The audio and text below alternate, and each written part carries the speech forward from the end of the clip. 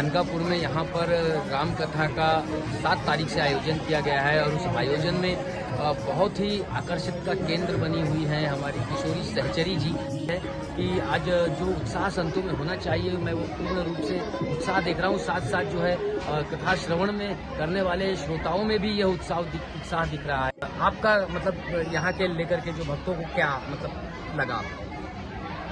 सबसे पहले तो मैं अपने गुरुजी के चरणों में प्रणाम करती हूँ जिनके माध्यम से हमें यहाँ आने का अवसर प्राप्त हुआ है और मेरे पिताजी भी यहाँ इस मंच पर आए हुए हैं। तो सर्वप्रथम हम उनके माध्यम से कथा श्रवण करते थे कि जैसे प्रभु इच्छा होती थी हम भी कथा करते थे और यहाँ आकर बड़ी प्रसन्नता हुई और यहाँ के श्रोताओं में हमने जो कि देखा सब में बड़ा ही प्रेम है, बड़े ही प्रेम भाव से कथा को श्रवण करते हैं और उनका यह रुचि देखकर मेरी कथा में और रुचियाँ बढ़ती गई और प्रभु की इच्छा से जैसे भी हुआ हमने कथा को कहा और चाहते भी हैं कि अगर सबकी आज्ञा हो, सबकी इच्छा हो तो फिर से आने का मुझे अवसर मिले।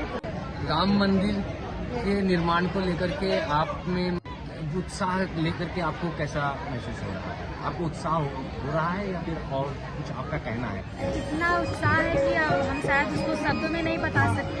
हमें ही क्या, हम तो ऐसा मानते हैं कि सब लोगों को इतनी प्रसन्नता हो रही होगी। हमारे राम जी आ गए जो कि इतने वर्षों से वे कुटिया में थे, अब तो प्राण प्रतिष्ठा हो गई है। हमें लगता है कि सब बहुत प्रसन्न। हमारे साथ भगवान दास जी महाराज हैं जो अयोध्या से हैं और इनका आज हमें सौभाग्य प्राप्त हुआ है कि इनके चरणों में आज हम बैठे हुए हैं और जिस तरीक़ा से राम मंदिर निर्माण पर संतों का जो उत्साह होना चाहिए तो वो उसके बारे में हम इनसे जानकारी लेते हैं कि क्या वास्तव में संतों में उत्साह है? राम मंदिर का बहुत बड़ा उत्साह संतों में। मोदी जी ने बहुत बड़ा काम किया भैया।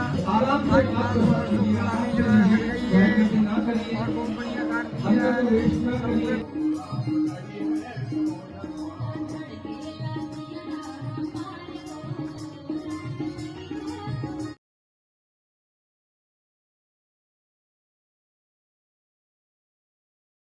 हम थोड़ी जानकारी लेते हैं कि कैसे इनको ये मतलब प्रेरणा मिली ये काम मतलब इस तरीके से करना। ज्ञानेश्वर महाराज का हरिपाठ की वजह से अपना प्रेरणा मिली और भागवत का पारायण करती, भागवत कथा पढ़ाती और मंदिर का स्वाध्याय में भी चलता और हरिपाठ सिखाती और कीर्तन भी करती।